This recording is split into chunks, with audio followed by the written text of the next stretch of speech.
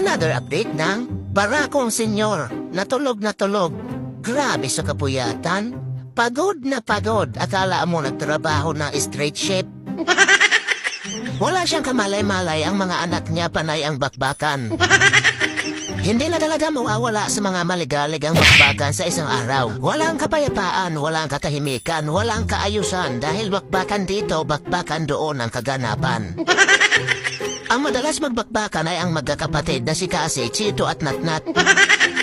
Kapag yung tatlo nilang nagsabong, kakawalis mo lang mamaya-maya nagkalat na naman ang mga balahibo sa sahig. Habang nagbabakbakan ay hindi naman matitinat ang barako sa pagkakatulog. Kung merong nagsusuntukan, meron namang naghahabulan. Ang inahing Chloe at si Natnat ang madalas maghabulan at nakakaakyat pa yan sa kung saan-saan. Lumipat na nga si Casper ng tulugan dahil naiistorbo siya sa mga naghahabulan. Sa halip na magsaway, lumipat ng tulugan, napakahusay. Pagsapit ng gabi, ayan na ang sinasabi sa hula. Gumalaw na ang berdugo. Kung ang mga mandirigma may kanya-kanyang labanan, si Champing lahat kalaban. Sa mga oras na ito ay si Chito ang napili niyang bakbakan. Nangangamba naman si Natnat dahil baka mamaya bigla siyang mabigwasan. Kaya napipik ko na naman ito dahil akala niya kasali siya sa labanan. Napaka-berdugo talaga ni Champing. Hindi niya talaga yan titigilan si Chito dahil alam niyang mahina ang mga suntok nito.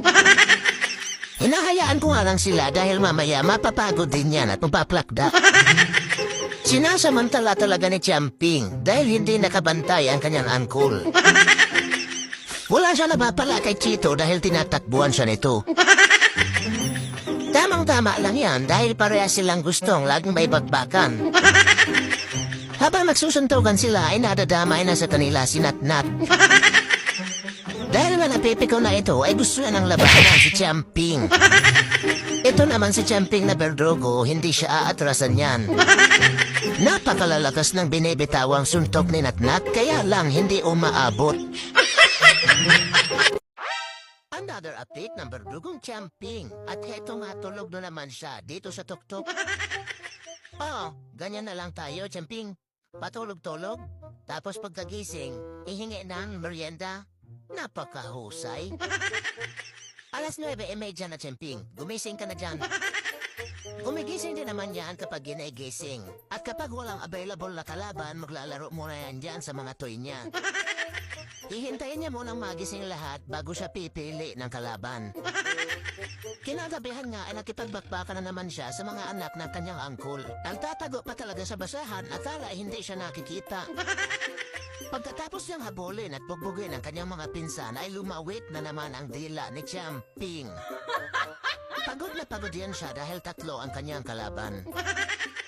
Sa sobrang pagod niya ay nauhaw siya kaya uminom muna ng tubig si Champing. Parang tao lang, kapag napagod, iinom ng tubig. Napakahusay.